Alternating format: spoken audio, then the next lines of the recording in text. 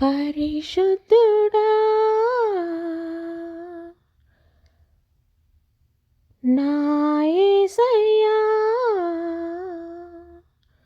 నిన్నే స్తోత్రింతును. మహోన్నతుడా నా తండ్రి, నిన్నే గణపరతును. ప్రభువా పూజార్హుడా,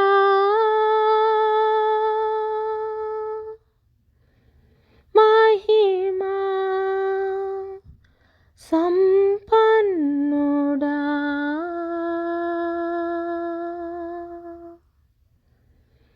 యెహోవా విమోచకుడా,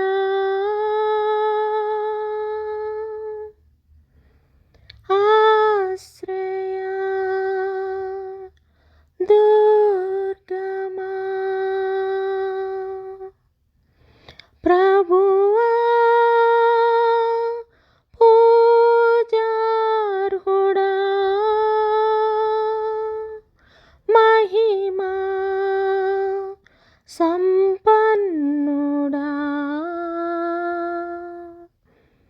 యెహోవా విమోచకుడా,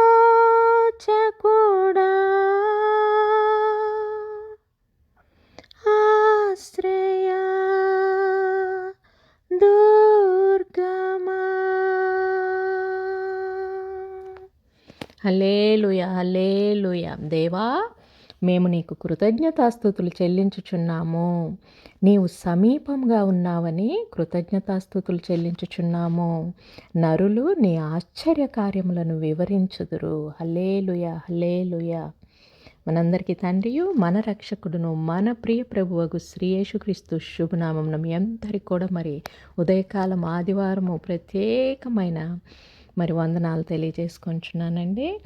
దేవునికి కృతజ్ఞతలు చెల్లించుకొనుచు, ఎందుకంట ఆయన మనకు సమీపముగా ఉన్నాడని, మన యొక్క ప్రతి అవసరతను ఆయన గ్రహించుచు మన అవసరతలను తీర్చుచున్నారని, అలాగనే మన యొక్క చుట్టూ కూడా ఆయన యొక్క దూత కావలి కాస్తూ మనల్ని కాపాడుచు ఉన్నదని, కనిపెట్టుచు ఉన్నదని.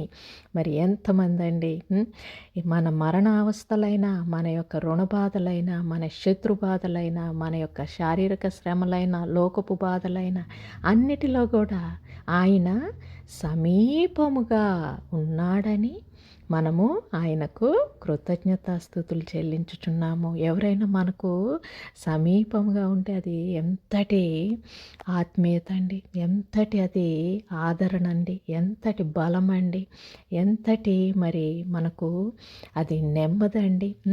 కాబట్టి ఈ లోకంలో ఎవరినైనా నమ్ముకుంటే వారేమన్నా ఉండరేమో, అదేమన్నా ఉండదేమో, ఆ నమ్మినది ఆ ఆస్తి కానీ, అంతస్తులు కానీ, ఏదైనా ఆ స్నేహితము కానీ, ఇంకేదైనా కానీ వదలవచ్చు. కానీ దేవుడు సర్వ సృష్టిని సృష్టించిన సృష్టికర్త మనకు తోడై ఉన్నారని, తోడు అనేది ఎలా సమీపముగా ఉన్నారని మనము ఆయనకు కృతజ్ఞతాస్తుతులు చెల్లించుకొంచున్నాము.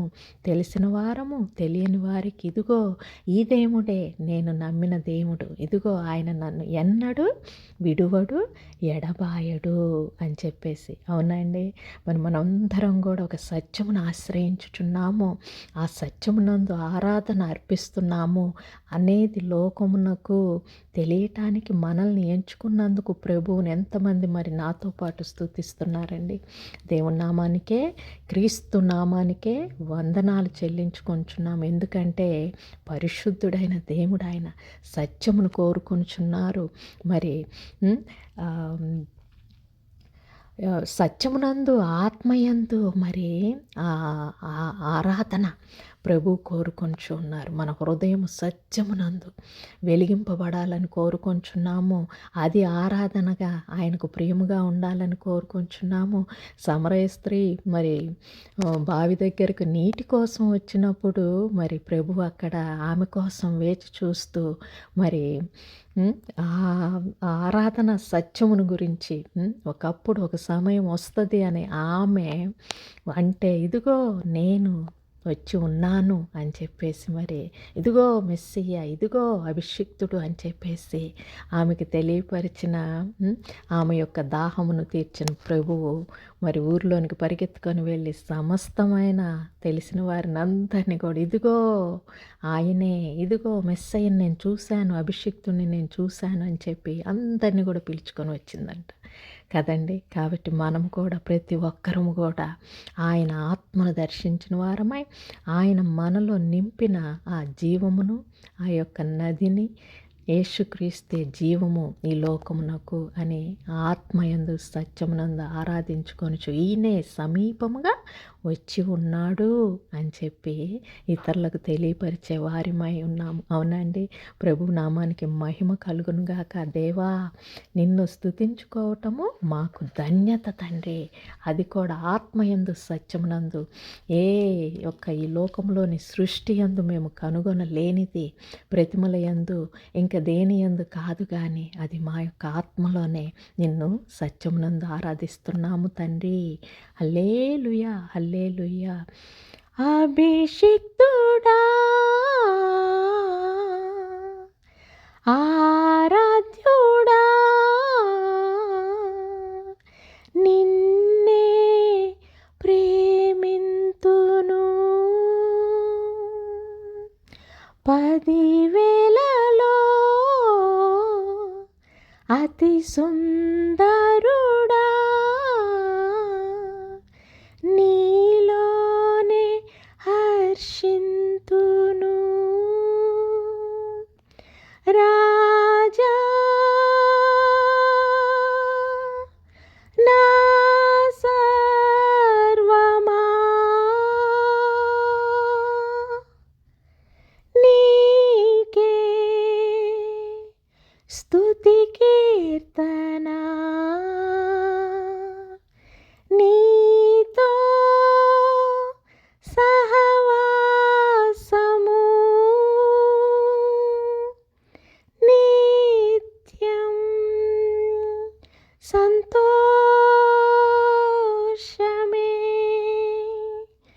రాజా, నా సర్వమా, నీకే స్తుతి కీర్తన. నీతో సహవాసము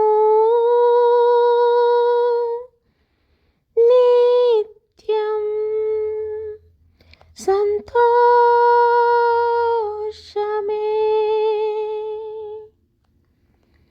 సంతోషమే,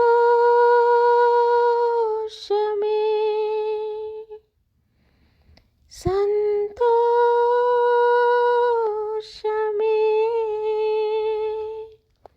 ప్రభు నామానికి మహిమ కలుగును గాక.